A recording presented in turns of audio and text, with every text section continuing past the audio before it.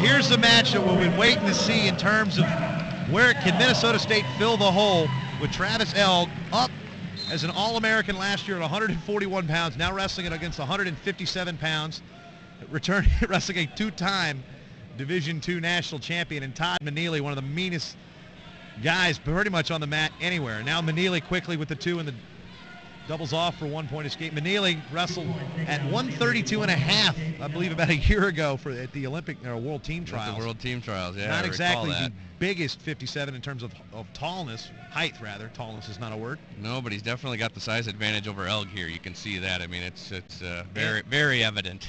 And the ink advantage. Meneely with a litany of tattoos, now with a nice little pass by and doubles off to 2 points on the edge. So now 4-1 lead for Todd Meneely. And if you're familiar with how Meneely wrestles, this is what you expect. Take him down, let him up, take him down, let him up, rip his arm off and pin him. That's kind of his style. You know, Elg, the longer the match goes, actually, the better Elg usually is, and especially if you saw the match with Eggers a couple of weeks ago. First period wasn't so good for Travis, but from there on out, it was like he got stronger as the match went.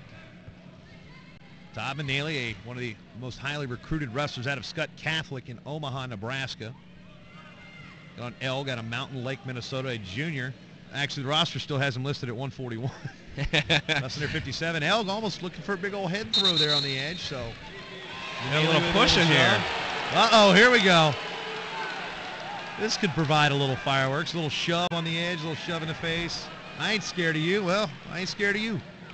Yeah, they're both very tough kids. I've been watching them both for years, and neither one of them is going to back down from anybody. You know, it's probably not politically correct to say this, but if I'm in a street fight, I'd rather have both of these guys on my side. I don't want to see either one of them across from me.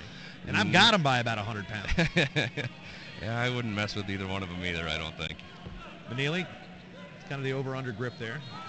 Elg trying to do something to avoid that. Meneely's just so strong, even for the weight. He's pretty much size-wise not the biggest 57, like I said, in terms of height, but he's, you know, I don't know if they built like a blank house, you know. He's got that just, you know, all through his career, that was kind of what Elg was known for. A lot of people thought, oh, you know, he's so strong, and now here he is at 157, obviously quite a bit smaller than Meneely, and Meneely, that's quite the impressive build he's got there. Snap and spin, another takedown for Meneely, and cuts Elg free. So now 6-3, 3 takedowns by Meneely. Now a far ankle and a stall warning on Elg, and Meneely's going to finish again. Another 2-point takedown. It's 4 takedowns here in the first period with under a minute to go still. Riding time's only up to 16 seconds. Meneely with another snap and spin. Does not have control in terms of the takedown yet. Elg trying to fight off the one knee. There's the trip. Meneely with another takedown. That's the 5th takedown of the period. So now 10-4. And now another escape. Elg's made a few attempts. He can't get by Meneely's hands right now, and can't get by that first line of defense. If you can't get by that, it's going to be a long night. Elg came in ranked 7th in the nation at 13-3 after being inserted back into the lineup here in the second semester. Coming up at 157 pounds. Meneely with another driving double leg and a 2-point takedown. So now 12 seconds to go. 12-5 with 6 takedowns of varying degrees of difficulty and impressiveness for Todd Meneely of Nebraska-Omaha, returning national champion, moving up from 149 to 157 pounds and been rather successful here this year. 18-0 is Mr. Meneely, and Elg will have the choice, and he will start down. We got 12-5 here. You know, the thing to keep in mind is that the tech fall, if there's no back points, that's only going to be 4. So up his back now at this point and see if he can slow Meneely down a little bit and play catch-up. 1-point escape for Elg, so now 12-6. Riding time only at 35 seconds, so under 10 to go. Elg with a half-hearted sweep to the outside. Now Meneely quickly with a high C, and boom, 2 on the takedown. Another escape. This is becoming a takedown. What do you mean becoming? It's been a takedown clinic. Meneely doesn't waste a whole lot of time. He gets in there and he finishes right away. He's not lingering. He, like I said, he hits the hips, drives through them, finishes it, and back to his feet. Elg doesn't look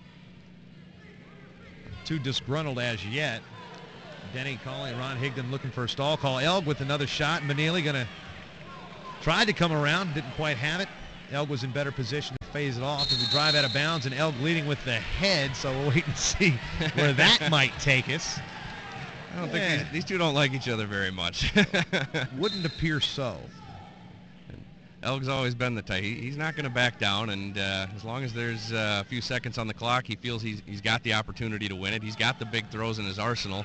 He's got to get through that defense, though, to even try and make that work. But and another takedown there from Meneely, just another driving double. Just is absolutely just tough.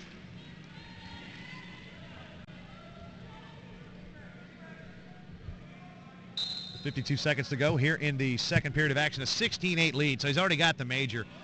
Should things continue this way. Elg kind of with a high dive opportunity, nothing doing. Hanging on the head.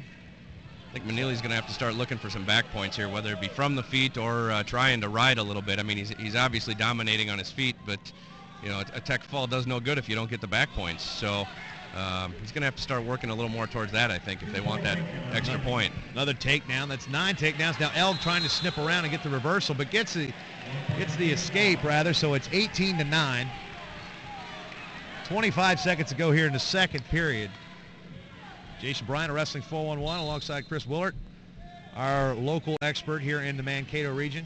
Kyle Klingman not with us tonight. He's down in Iowa for Iowa State and Northern Iowa. I'd like to thank those at the Northern Sun Intercollegiate Conference and the folks here at Minnesota State Mankato for graciously allowing us to piggyback their video broadcast. It's been fun, and also got word today that we will be broadcasting the Northern Sun Conference Tournament from Southwest State later on. It's on March the 1st, so a big year of Division II wrestling for us here at Wrestling 411, and a big year of Division II wrestling here for the NSIC, northernsun.tv. Thanks to all the staff there. Now Meneely, as we start the third period, man, this guy is sick. He's quick. The only way I can describe him. He's just constantly attacking. Elg still not backing down. 20-10, 10 takedowns to 10 escapes. 48 seconds of riding time, 10 seconds gone by here in the third period. 9-4 team score lead for Mankato over Omaha.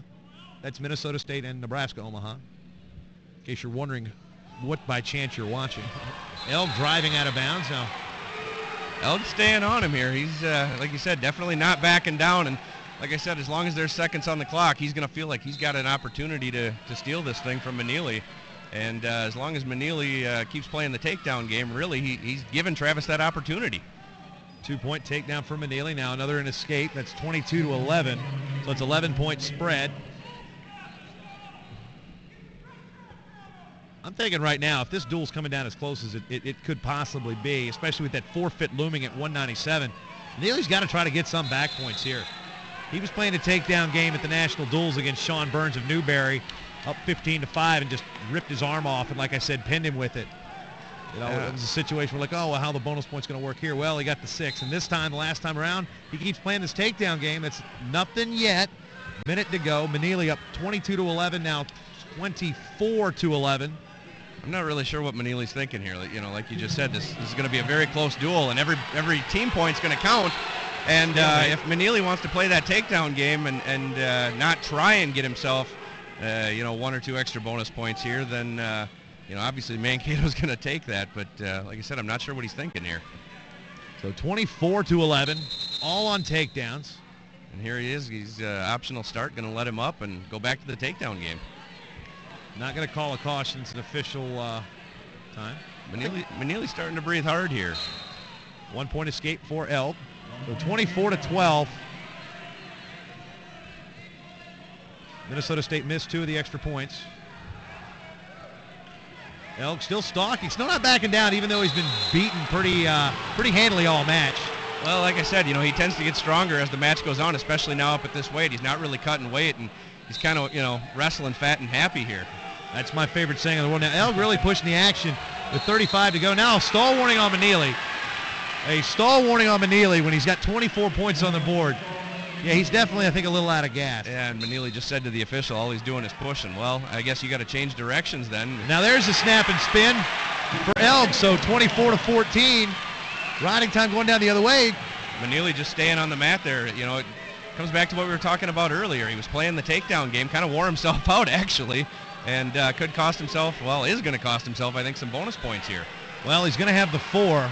10 seconds to go. Elg trying to work on something from the top position. Elg really doing something, really just trying to make Meneely, and that